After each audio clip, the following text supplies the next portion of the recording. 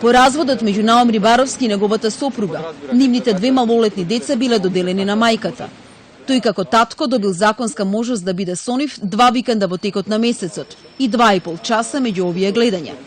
Ситуацијата не успел да ја измени, иако неколку пати пред надлежните институции реагирал дека доделението заедничко поминато време од 5 дена месечно е прекуса. Вкупно кога ќе се земе времето кој го поминувам со моите две деца е многу помалку од тоа што го поминував додека бев во брак.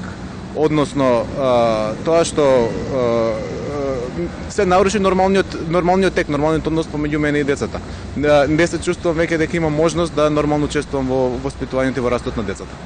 Има и полоши примери, реагира Рибаровски, особено во ситуации кога се помали децата, бидејќи тогаш времето на гледање со таткото надлежните го ограничуваат и не еднаш месечно. Ваквата пракса на центрите во која најчесто по разводот само мајката ги добива сите родителски права, според него е заснована врз застарен и варварски систем.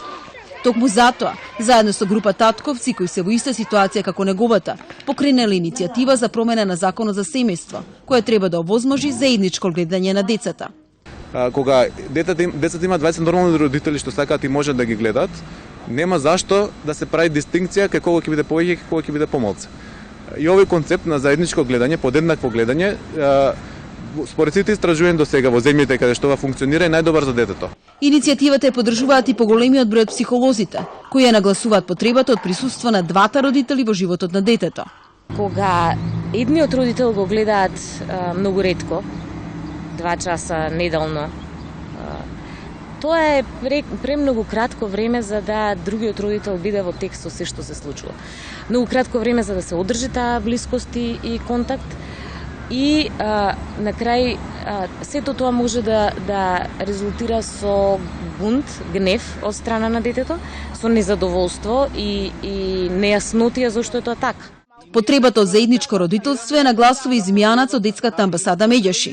Нагласува дека бројот на сопружници кои по разводот успеваат да се договорат за начинот и времето на гледање на децата е многу помал од оние кои не постигнуваат каков било договор. Родителите не знаат во најдобар интерес на децата меѓусебно да се договорат и да комуницираат и тогаш донесува решение Центарот за социјална работа, судот потврдува и веќе се завојувани двете страни, ги губат контактите или едните или другите, едниот станува првостепен родител со полн капацитет, вториот со право на видување и во една таква ситуација сите се губитници. Со иницијативата за измена на законот за семејство е запознато Министерството за труд и социјална политика. Оттаму вела дека дел од решенијата може да бидат основа за размислување. Тие заедно со уште неколку предлог закони од сферата на социјалата ќе бидат разгледани кога владата и собранието ќе можат полноважно да одлучуваат, информираат од Министерството.